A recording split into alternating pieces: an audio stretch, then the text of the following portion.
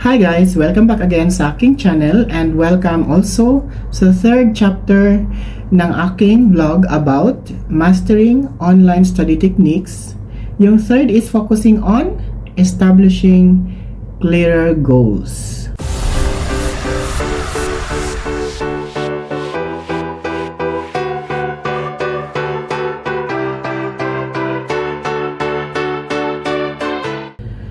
So, paano ka mag-establish ng clearer goals? So, ito yung 5 most important things na iyong dapat i-consider. Una, choose a consistent, distraction-free space. Yes, kasi para makapag-establish ka ng much clearer goals kung paano mo yan ma-achieve, dapat free from distraction ka. So, normally, gagawin mo yan, kailangan meron kang sariling spot or elsewhere sa bahay mo. Or gagaya ko, nandito ako sa loob ng isang hotel. Dito ako nag-vlog about these chapters kasi much focus ay yung aking discussion dito and wala masyado nang istorbo. And one more thing is that hindi siya ganun kaingay. Hindi ganun karami ang noise sa tawag dito, yung noise or mga distraction. Hindi siya ganun ka lakas kung meron man kasi may road dito sa facing the window. And nai-ensure ko na quiet yung area na ako lang mag-isa. Yung TV naka-off, hindi ako yung mobile ko is hindi siya naka-tone, naka-silent lang. So, yun yung mga isa sa example na mag-refrain ka or mag-avoid ka ng distraction kasi para makapag-plan ka ng maayos at makapag-establish ka ng much clearer goals para sa iyong progress na matapos ang iyong online education. Kasi nakakatulong ang mga yan para magkaroon ng for example, yung space. Yung space, nakakatulong yan para makapag-focus ka ng mas maayos at mas magiging productive ang iyong pag-aaral ng online study. Second, ensure proper lighting and ergonomics. So, good lighting dapat. So, gaya nitong vlog na ito, parang I feel masyadong yung t-shirt ko. Masyadong bright. Pero okay lang yan kasi naman siya. Nakiki-uniform lang tayo dun sa ating background. Yun nga lang, sa study kasi, depende rin yan sa nag-aaral. Kasi ako nag-aaral ayoko ng mas maraming ilaw. Gusto ko yung mas tama lang, yung dim na eksakto. Hindi masyadong bright kasi masakit ang mata ko pag masyadong maliwanag.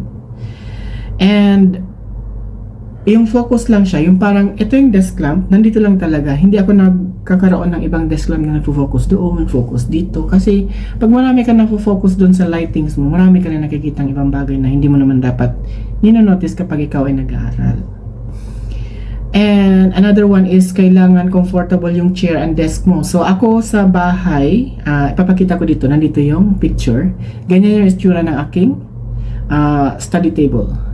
Kasi, bakit ko ginawa yun? Dahil kapag kailangan ko mag-study, nakalagay lang doon yung mga notebook, naka-open yan kung saan nagtapos, naka-note yan kung saan ako nagtapos. Kasi para alam kong at mabilis kong mabalikan kapag bumalik ako doon sa process of studying again after a long break or after work or when I wake up from evening to morning. So, kailangan organize lahat yun.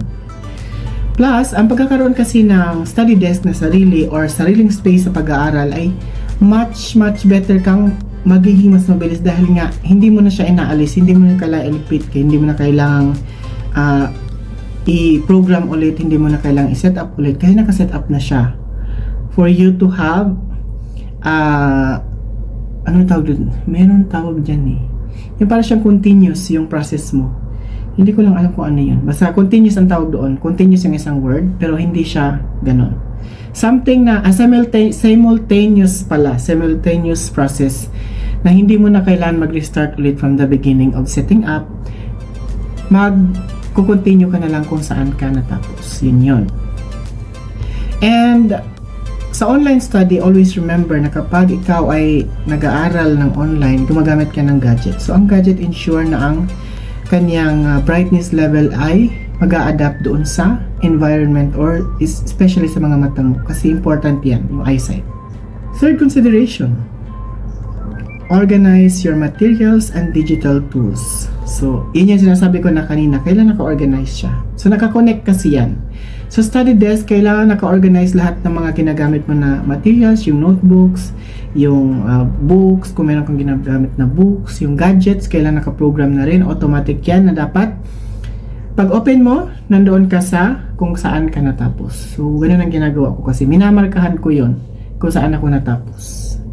And kung hindi ko pwedeng i-mark dahil ang ibang online module is hindi mamamark dahil bawal siyang i-access, ang bawal lagyan ng remarks, nilalagay ko yan sa maliit na notepad, yung ganito na notepad, nakalagay dun sa notepad na chapter ganito, sub kung saan yan, at item ganito. Kasi para mas mabilis ko siyang hanapin, pag scroll ko, diretso ako doon sa particular page at particular chapter. Ganun yun. Kasi, like for example, meron kang 200 pages na inaaral, tapos natapos mo yun sa 120. Kung hindi mo alam kung saan banda doon, maghahanap ka pa, alalahanin mo pa kung saan yung banda, anong word yun, anong subchapter yun, anong area yung natapos mo. Kasi hindi lahat ng oras kakayanin ng memory mo na alalahanin lahat yan. Always remember na pagdating sa mga simultaneous task, dapat hindi mo nilalagay sa utak mo. Dapat yung notes ang magdidikta sa'yo kasi para mas mabilis kang makaalala ng mga dapat mong gawin. And most important dito sa pagkakaroon ng organizing your materials and digital tools, dapat clutter-free yung space din. Hindi ka nagkakalat sa space ng pag-aaralan mo or saan ka sa study area mo. Dapat, yun, kasi a clutter-free space equals a clutter-free mind. So, mas organize yung space mo, mas clear yung mind mo na mag-start at mag-continue doon sa kailangan mo matapos na part sa pag-aaral mo. Fourth consideration, minimize distractions with tools and boundaries. So, tools is about, halimbawa ito, headset. So, ginagamit ko yun kapag nag-aaral, lalo pag ayaw ko na i-storbo, nag-headset ako kasi para dire-diretso yung aral ko. Or, yung iba ginagamit is noise cancelling headphones. Kasi ito hindi naman ito noise cancelling, is normal headphones lang. So, one day mag-i-invest ako ng mga ganyan kasi, of course, for my vlogging improvement. Ngayon, hindi tayo ba mag-invest ng ganun kasi hindi ko rin masyadong alam gamitin and wala pa ako yung materials na magkukonect nun sa device na dapat sa kanya in case na bumili ako or nag-invest ako doon. Another thing is that kung hindi ka nag-headset, yung iba is nagpo-program ng soft background music. Pero yun nga, kadalasan ng mga comment ng mga estudyante kahit sa face-to-face class o pa-online man yan, nakakaantok daw ang soft background music or yung ambient or lofi beats. Gusto nila yung mga rock song. Pero ako kasi kung rock song, hindi ako makapag-concentrate, yun ang problema. Kasi nai-istorbo yung sa beat kasi, yung sa dubbing niyan. Doon ako nai-istorbo. So, another one is para magawa mo yung minimizing of distractions, kailangan mo mag-set ng clear boundaries. So, kung meron kang family member, merong roommates, kailangan alam nila yan, maintindihan nila. So, ako kasi nung nag-aaral ako ng Business Administration, Major in Human Resources sa AMA-OED, sa accommodation kasi namin, habang nag-aaral ako ng online education, is ako lang mag-isa sa room. Yung accommodation manager na Filipino, hindi ko alam kung naisip niya at nilalagyan ako ng isang Indian na staff. So, ang ending niyan is baka ma-disturb yung focus ko sa pag-aaral, kaya ako nag-request na pwede bang i-extend ng 3 months yung aking room na ako lang mag-isa dahil kailangan ko matapos yung thesis ko. Dahil nasa thesis na ako ng time na yun. Nagagalit siya sa akin kasi bakit daw ako nag-iinarte. Sabi ko, hindi ako nag-iinarte. Humihingi lang ako ng favor kung baka sakaling pwede niyong gawin. So, yun yun. And sa paggawa naman kasi ng mga ganyang bagay, dapat kasi naiintindihan din nila, lalo yung, just lang pala, i-share ko lang sa iyo to kung nanonood ka. Yung mga kabayan din natin sa ibang bansa, hindi rin lahat kasi makakaintindi, lalo yung iba na naiinggit sa ginagawa mo na maganda para sa iyo, ayaw nila yon. Gusto nila, sila yung mas mataas kaysa sa iyo. Ang sa akin, kung ako ay mas mataas na kaysa sino man dyan, hindi ko gagamitin yon. Gagamitin ko yung kataasan na yon para ma-empower yung ibang kababayan at para ma-encourage sila na gumawa ng mabuting bagay para sa sarili nila. Number 5 and last na important things to consider is personalize the environment to keep you motivated. So, kailangan with touches na sarili mo siya. Yung parang, for example, gusto mo ng ganito, kulay green, yung kailangan mo makita sa harapan mo, or kulay blue, na sky blue, and yun makakapag-isip ka ng mas maayos, gawin mo yun. Kasi, yun ang nakakapagbigay ng relaxation sa'yo. And, yun ang nakakapagbigay ng clear mindset kapag ikaw ay mag-aaral. Yun ang nakakapagbigay ng mas mabilis na respond sa mind mo. Mas active siya kapag yun ang nakikita mo. So may mga ganun kasi na tao na kapag nakakita ka ng dagat sa picture or nakakita ka ng ulap, mas motivated. Mga ganun ba? Or gusto mo makakita ng mga motivational board, motivational quotes, or gusto mo ng semi-garden type or plants, maglagay ka ng plants sa harapan mo para mas motivated ka and mas relaxed ka and mas calm ka na habang nag-aaral. So, yun. Kailangan may touches na personalize mo siya according to what your mind and your personality really needs. So, huwag ka maglagay ng hindi naman dapat na nandyan. Another one is, kailangan mong gawin na comfortable and inviting yung study space na gagawin mo. So, ako ganun yung ginagawa ko. White color siya kasi gusto ko lang yung white sa table dahil parang mas malinis tignan.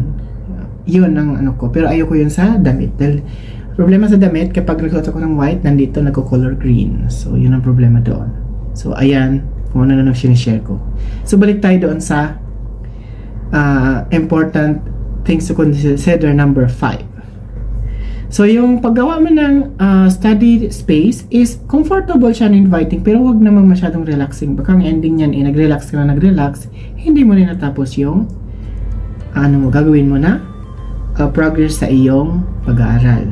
Tapos, isa pa yan is, wag ka mag-aaral sa bed kasi hindi ako nag-aaral talaga sa bed pag ganyan. Kasi mabilis kang makatulog and hindi mo naman malayan tulog ka na pala, meron ka pang dapat tapusin. So, doon mo masasayang yung oras mo. Also, kailangan mo i-consider na mag-rotate ng mga small updates. So, pwede mong i-change yung background music ng, kung ikaw ba ay gusto mo ng mga romantic, may mga ganun kasi. Ako kasi minsan gusto ko nakakarinig ng upbeat.